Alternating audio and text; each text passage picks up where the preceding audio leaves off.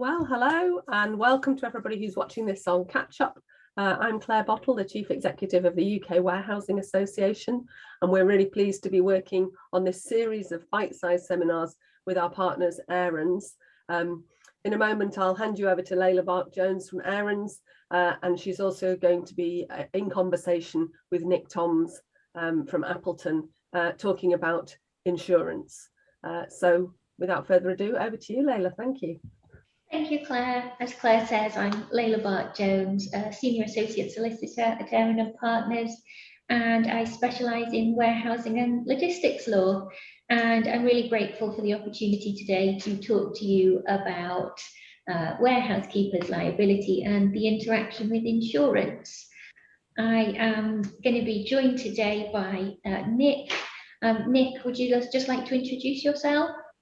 Good afternoon, folks. I'm Nick Toms of Appletons. We are the appointed insurance brokers to the UKWA and have a real specialism in all things warehouse keepers liability and associated products. Thanks, Nick. Just by way of introduction to this topic, I'll set out a short outline, but I think it's helpful, Nick, if we have a look at some of the real practicalities that are affecting warehouse keepers at the moment, because this is another hot topic at the moment. So previously we looked in the webinar series at a warehouse keeper's limitation of their liability, and this really picks up on that in one particular aspect, which is the ability to insure against liability or the risk of liability for the warehouse keeper. So the limitation of liability is incorporated within the UKWA conditions of contract, and this will set out the way in which that works, and it really is specific to the UKWA conditions. One of the reasons that the UKWA conditions are fair for all is because they present an opportunity to insure against risk, and really limitation of liability is all about the allocation of risk. And if you saw our previous webinar, you'll be aware that one of my favorite mantras is that warehouse keepers sell space, they don't underwrite the value of the goods. So the way the limitation of liability works in the UKWA conditions is briefly that the customer can name its price. In other words, it can choose the level of liability that the warehouse keeper will hold for those goods. So that means if they choose a figure, and I've got a contract I'm negotiating at the moment, which is for 5 million on the limitation of liability. If they choose the figure of £5 million, then the warehouse keeper will be liable up to £5 million for damage to those goods. Which doesn't sound a particularly attractive deal to the warehouse keeper, but the conditions thankfully allow for insurance for that risk, and that limitation of liability can be uplifted, in that case to 5 million, on the basis that insurance is obtained for that risk and that the customer pays the premium. And of course, insurance has to be available. So if no figure is named by the customer, insurance isn't available, or the customer doesn't pay the premium, then the limitation of liability defaults to £100 per tonne. And customers always latch onto this, missing the opportunity to obtain a higher level and insure against that risk. Now, one thing to be conscious of when we're talking about insuring against the limitation of liability, we are not looking at insurance for the goods. So if there's a fire which happens as a result of a lightning strike and the goods are lost, the insurance for the warehouse keeper's liability does not cover the insurance for the goods. It covers the warehouse keeper's default. So if the warehouse keeper leaves the heater on and paper in front of it and then the goods are lost to fire, that's an entirely different risk. It's negligence, it's the warehouse keeper's liability. So the UKWA conditions are only concerned with ensuring the warehouse keeper's liability, not the goods themselves. One thing just to bang on about before we look at the insurance aspects, with the conditions, it's paramount that they're incorporated, because if they're not, you get no protection whatsoever. So don't forget to provide a copy to the customer when you're negotiating the contract, certainly before you take out the insurance, and repeat them wherever possible. So, on your email footers or on your invoices, it's always a good idea to remind your customers that your services are subject to UKWA conditions of contract, and you're entitled to do that as a result of being UKWA members. So, Nick, perhaps if you and I can have a look at some of the practicalities then of insuring against this risk. Absolutely. As Layla has pointed out, you are bound by the conditions if you are a member, as are your clients. From my point of view, when being asked to quote for new business, it's vital that you point out that this £100 per tonne limit of liability applies. If there is pushback on that and your potential new client wants higher limits, these are, as Layla has pointed out, available. There are caveats to that. There are certain goods that insurers would class as excluded goods, and they can be anything from bullion to jewelry, things, real high value stuff that would be very, very thief attractive and the like. So it's always worth liaising with your existing broker, ourselves, I should say, if you're new to the industry, and there's various questions I will ask of you. They will surround security of the building. They will also there will be I need quite in-depth detail on the construction of the building. That's really important from an insurer's point of view. A lot of these older warehouses are made up of what we call composite panels. We've been aware of them in the industry for decades. Sadly, the tragedy at Grenfell has just really brought that home to everybody. Over and above that, we'll look at security, and the one key question I would ask any of you is how many tons do you plan to store? Are you able to store? Because as Layla has pointed out, we've got a limit on the standard conditions of £100 per tonne. Ultimately, we need to pick a sum insured, a total sum insured, a maximum liability to that your underwriter may be exposed to. So in broad terms, security, construction, and how much you can actually store within the warehouse. Getting back to Layla's point of higher limits of indemnity, there are a couple of ways we can look at this. We can certainly ask your insurers to increase the limit of liability, but I would also not be afraid of asking your customers if they have already got their own insurance in place. A lot of the goods that you store will potentially be covered by your customer's marine insurance policy. And the marine insurance policy will provide cover from the moment the goods, whatever they may be, leave their manufacturing facility, for example, to their final point of destination. So they could already have full cover, and most will have full cover in place, accepting that your liability is restricted to £100 per tonne. That said, if they haven't got the cover in place, certainly we could potentially provide a quote for marine insurance.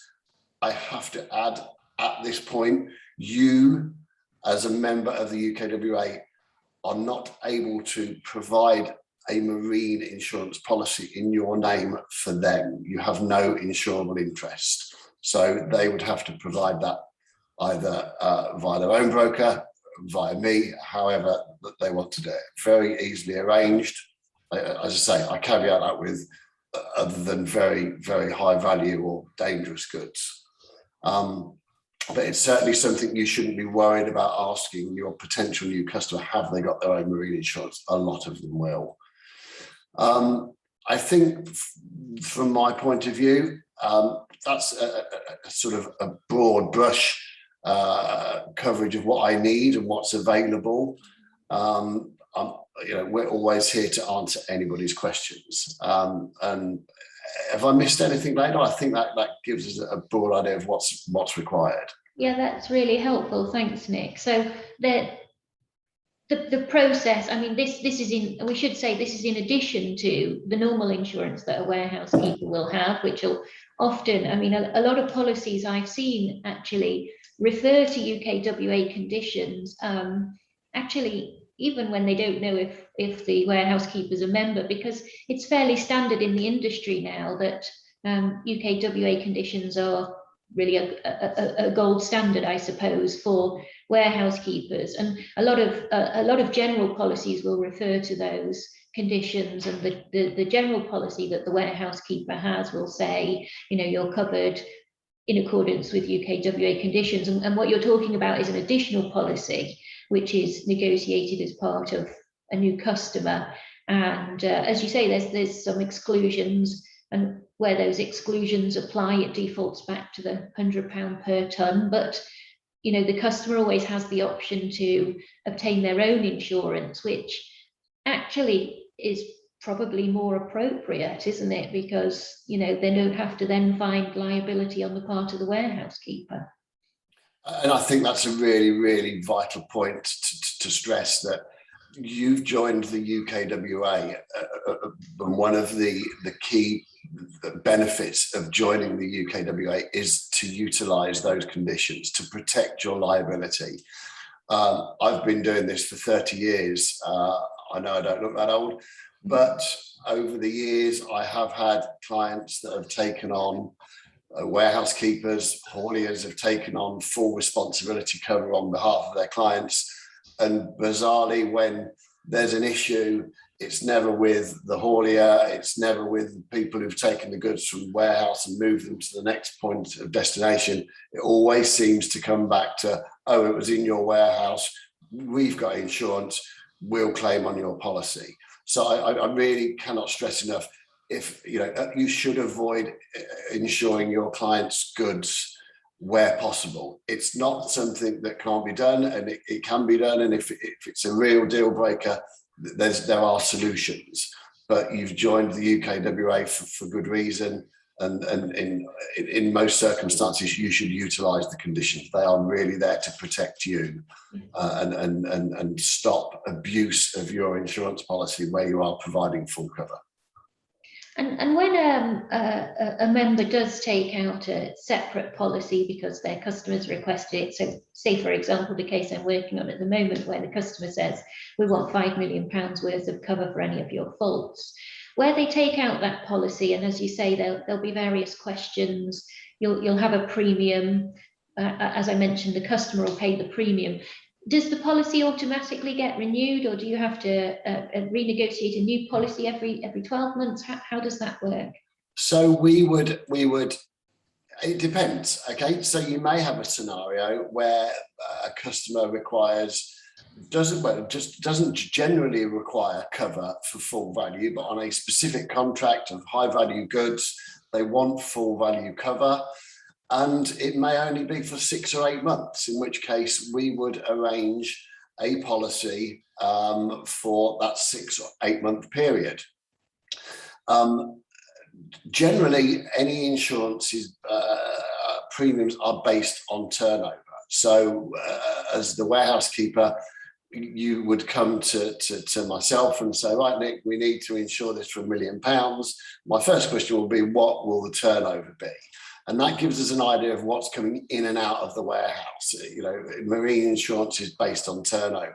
Most insurances are based on turnover. Liability insurances are based on wages, but that's another point. So we'd need to know the turnover. In the case of an annual policy, Layla, we would simply ask at each renewal, probably 6 weeks prior to renewal, we would go to the member and simply ask, what do you project the turnover for this contract to be? for the coming 12 months. And that equally applies to storing goods under standard conditions. Underwriters base their premiums on your turnover. It gives them an idea as to whether you're a £500,000 business or a £500 million business. So turnover is the key point, but it can be renewed annually or it can be done on a short-term basis. Okay, and it's helpful that you say at Appletons that when the renewal comes up, you get in touch with the warehouse keeper, because that's something that that's really significant. Because of course, if it's not renewed or the customer doesn't pay the premium renewal for the renewal, then it will default back to £100 per tonne under the conditions. So Absolutely. you know, it's an important point that you actually get in touch with your warehouse keepers. I'm not sure that every broker's the same, so certainly that's something that members have to keep under review, because otherwise, if the insurance lapses, it's you know, it will default to £100 per tonne, and that's a conversation that warehouse keepers need to be having with their customers and make sure they're on top of, you know, when their insurance is up for renewal. Absolutely right. Yes. And as we've mentioned, the insurance that warehouse keepers are taking is their liability, but you know, there is an opportunity to insure goods. It's just not that the warehouse keeper does it, it's that the customer does it. You could facilitate that, or you know, similarly a broker can facilitate that. But as you say, it's sometimes worth checking that the customer may already have this cover in place as an all risks policy. I would suggest that the majority of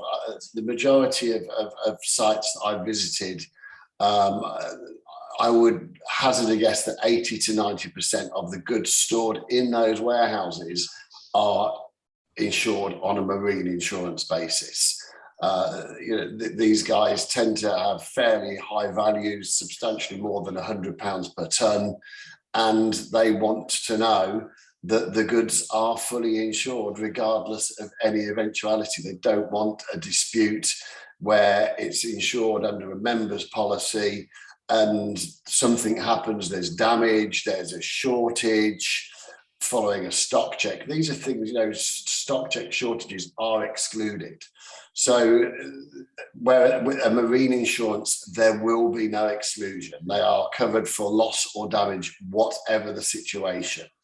Marine insurers will also base their premiums on the fact that the goods are being stored in a UKWA warehouse, a member warehouse. The marine insurance underwriter will fully understand that there's only cover up to £100 per tonne if the warehouse keeper is found liable. So marine insurance premiums are set essentially on the basis that there are no rights of subrogation. In layman's terms, the marine insurance underwriter pays his claim knowing full well he can't go after anybody else to get his money back. And the owners of these goods, they just want a simple life. They really, really do want a simple life. Where you may have a slightly different scenario, and I will mention this because it is important to mention it, when your clients are importing goods, and this is the classic, you know, 5-6 years ago, people were importing goods from China and they were buying them cost insurance and freight, and that actually meant that the goods were insured by the Chinese. People soon realized that that Chinese insurance policy wasn't worth the paper it was written on. So now we encourage everybody to import, or we would encourage your members to encourage their clients to import everything ex-works, which means your clients, the member clients, will have to have marine insurance in place. And that insurance will be in place from port of departure anywhere in the world until final point of delivery in the UK. So again, I can't stress enough, most of your member clients will have marine insurance in place. If they're dealing with the carriage, yes, for sure. Absolutely. Even if the members aren't dealing with the carriage, Layla, I would suggest that anything imported and most of the stuff comes from that neck of the woods now, will be marine insured until its final point. They won't say we'll only marine insure it until Nick's warehouse in Rugby. They will actually have it marine insured until final point of delivery. So it's something, I've said it before, don't be scared to ask the question, because I think the majority of members will be pleasantly surprised that it's not something you will get asked. Of course you'll get asked, but I suspect the occasions when you're asked will be fairly rare, but they're not insurmountable. And insurance at the end of the day is all about allocation of risk. I mean, you know, warehouse keepers are not paid to underwrite the value. The insurers are the best people to assess risk and, you know, price for it accordingly, which is why the conditions are drafted in a way which allows the customer to pick up the premium and the insurer to carry the risk. But there are, you know, a customer could choose to take the £100 per tonne and not insure. Sometimes the goods might not have, you know, any value above £100 per tonne. But in circumstances where a customer wants a higher level of a limitation of liability, then the appropriate place to allocate the risk is to somebody whose business is risk rather than someone whose business is storage and handling of goods. I think you agree, Nick. Absolutely, absolutely right. Yes, yeah, totally. I think that's a really helpful thing to cover off, Nick, in terms of what warehouse keepers are faced with at the moment. I mean, actually having insurance in place prevents disputes in the long run, because, you know, most disputes that we end up handling are where there isn't an insurer who will pick up the loss. So hopefully that's been useful to the members. I don't know if there's anything else that you'd like to cover, but hopefully we've covered the main points. All I can say is I'm happy to speak to anybody that has any queries after the webinar, after they've watched the webinar later on. You know, get in touch with the UKWA. There's myself, there's another guy, Kevin Whitehead, who's on holiday today. He should have been doing this, but I've stepped in. So we'll speak to anyone. We will speak to absolutely anyone with any queries. But I think that, you know, don't feel bullied by your clients into doing these things. It's a dreadful word, bully, but you know, they will try it on. Some of them will try it on. They won't want to pay the premium. They'll want you to pay the premium. They'll want to use your warehouse. They'll want you to jump through hoops. We all know how competitive the world is at the moment, but I'm happy to speak to anyone, to check anyone if they're concerned that the marine insurance that their client is showing is they're not convinced it's what they need. We are happy to look at anything and advise and help anybody out. There's no charge for that. It's better that everybody knows what they're doing and they're happy with what they're doing, and there's no grey areas, because grey areas in insurance do not work. That's when the solicitors have to get involved. Yeah, that's too true, Nick. And I think communication between the broker and the warehouse keeper is absolutely crucial. So that's really helpful. Thank you. My pleasure. Great. Well, thank you very much indeed to both of you. I think that's been a really useful explanation of the situation. And at UKWA, we're very grateful to have expert partners in Aaron's and Appletons to cover these topics. I don't know whether, Layla, you've got any sort of specific examples you might want to share of anything that you've been dealing with in your role at Aaron's. Sometimes it brings it to life if you've got a case study that you can talk about. How do you feel about sharing?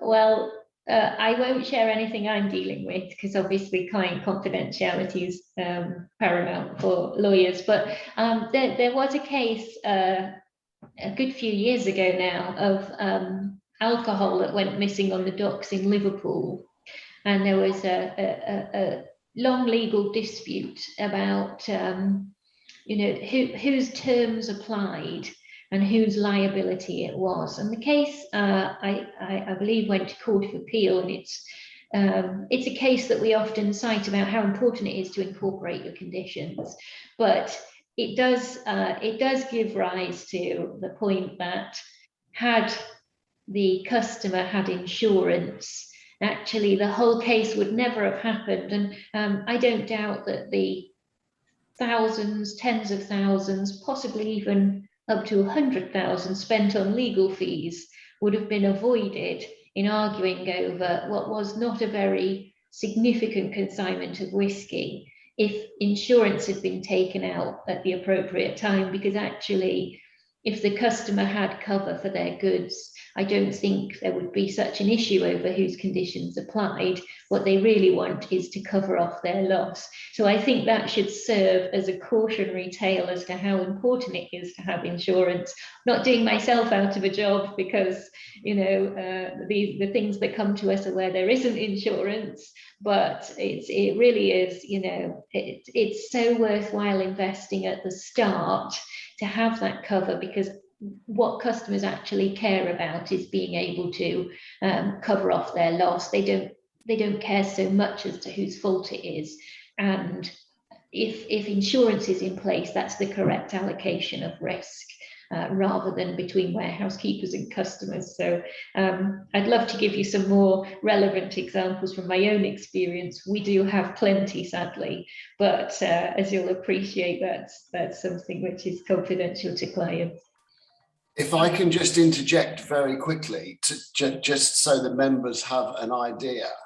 Again, I can't give client names, but I have a client that imports circa 60 to 70 million pounds worth of furniture, ironmongery into the UK every year.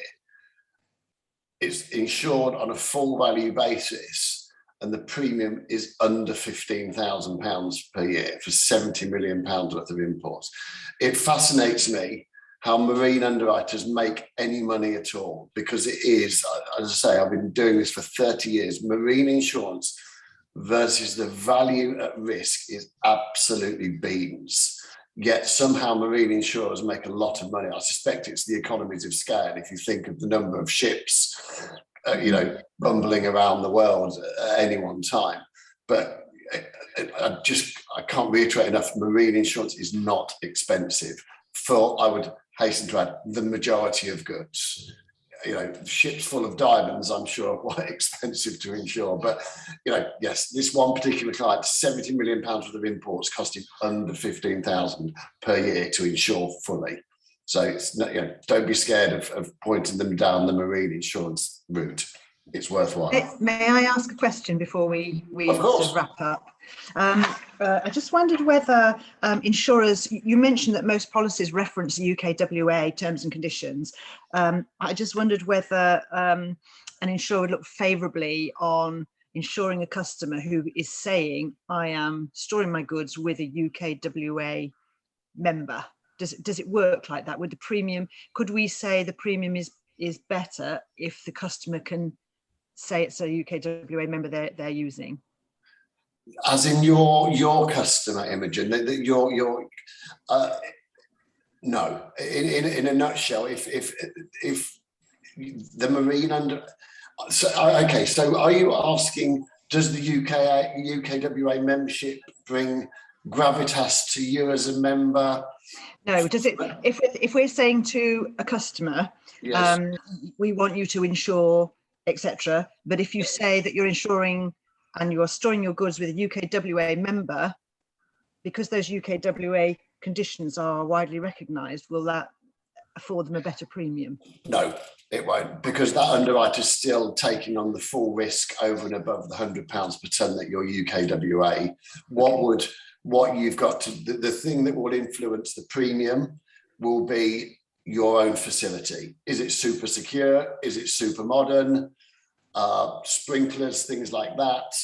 That's what would influence your customer's marine insurance premium. Great. Okay, so if the customer doesn't have that, we could recommend it. The good news there is that UKWA is in a position to be able to support our members with those kinds of improvements in security and some of the things you've talked about. Not many of our members have got warehouses full of diamonds, I don't think, but still interesting to hear these live examples, and thank you Thank you, Layla, for very refreshingly giving some advice about not paying. Yes, avoiding lawyers. I think we better wrap it up there for today, but thank you very much indeed to both Layla and Nick, and thank you to our audience for listening and for watching back. Bye-bye. Thank you. Thank you. Thank you, guys. Bye-bye. Bye.